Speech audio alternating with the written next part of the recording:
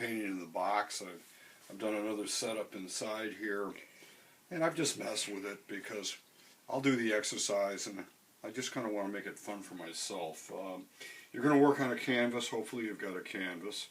If you don't, you could tape two pieces of paper together, two pieces of Bristol board like last time, or else you've got a canvas board. Now, to get yourself set up, you know, it may work on the chair. You could maybe put a couple books underneath it with some plastic or something, but you need to get yourself set up comfortably so that you're looking at it.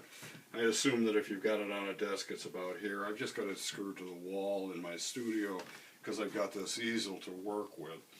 If you've got a canvas, the one thing that you might want to do, if you have a piece of sandpaper around, is just give it a quick wipe. And what that does is it takes down the tooth on this canvas, because this has a little bit of tooth on it. It's a really lightweight canvas, and the paint will go on really smooth and really fast. It's also possible that you might have a canvas board of the same size. I think I said 16 or 18 by 20, doesn't really matter. But you could put two pieces of paper together too. The paper's 17 wide. You could fasten them together and get 20 by 17 quite easily, and tape it to a drawing board or a piece of cardboard. You might need to tape this around to keep it from moving around. Just innovate, get it comfortable, get it so the materials aren't working against you. So here, I've just got the basic sketch for this painting, which I'll show to you as I work on it a little bit. I just messed around. These are just toys that are usually in the studio, and it's kind of like a little fairy tale or something. It's got a little bit of 2D stuff in it. This is supposed to be like a plate, but it's just an egg that's cut out on a piece of paper, and the bear is poking his head in through the window to see what she's eating. So this is the sketch. And the easiest way, you know, this is a little bit bigger than what you were working on before. Not that much though. So this is kind of key.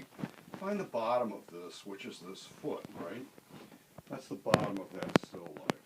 It's right there. And then find the top of this, which is this little weird cat that's up here on top of this roof.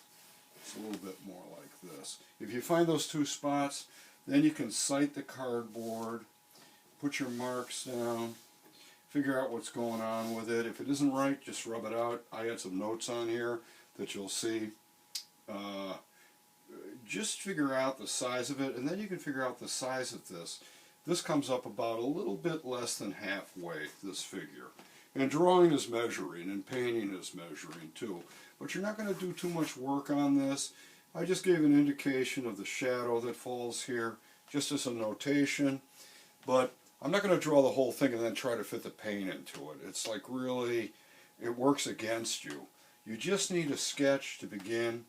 And what I'm going to say is begin on the outside, find this white, which is a gray, over here. It's more of a white up here, and it's more of a white up here, and it's a super pronounced white when I look through here. It's the brightest white in the whole thing when you look through and you look at the bear. So you're just going to find those three grays, or whatever color is behind, and then you're going to find the browns of this cardboard, which is kind of a gray brown, and this one's kind of darker. The inside of this is a little bit lighter. This goes to about this shade, about like this. I kind of rub that into that a little bit. And then there's a big shadow that falls underneath it if I had room to get that in, which I don't think I'm going to have. This measures about halfway up. There's a little thing inside there. There's just some paper that I push pinned up. If you've got some thumbtacks or even tape, you can tape things up. I put the yellow in there because it breaks up the blue. I painted a blue box last time, so it looks like old wallpaper or something. She's got a fork. There's details in there, but all that stuff can get worked out. So then you paint the cardboard. Then you go into the interior and find this blue, find this yellow. Then you can start filling in these other parts. You find the bear, you find this hammer, and the details just fill in on themselves. But what you're doing is you're going around the outside of just the slight indications that you made. And it may change a little bit. You know, you might decide that this is thicker. That's easy enough while you're looking at it.